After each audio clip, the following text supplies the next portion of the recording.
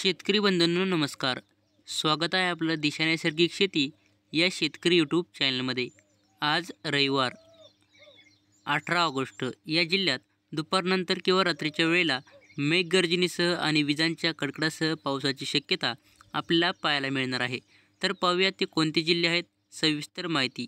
त्यापूर्वी आपल्या चॅनलवर जर नवीन असाल तर आपल्या चॅनलला सबस्क्राईब करून शेजारी बेल आयकॉन नक्की प्रेस करा.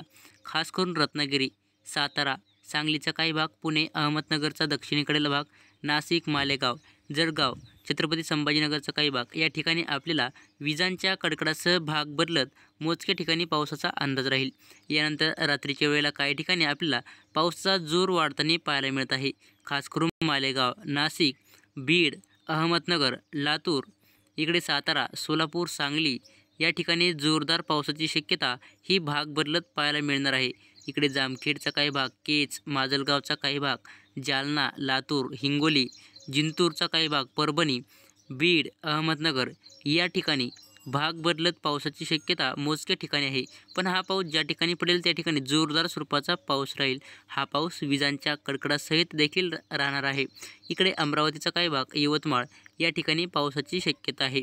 तर असेच नवीन अपडेट जाणून घेण्यासाठी आपल्या चॅनलला सबस्क्राईब करा. धन्यवाद.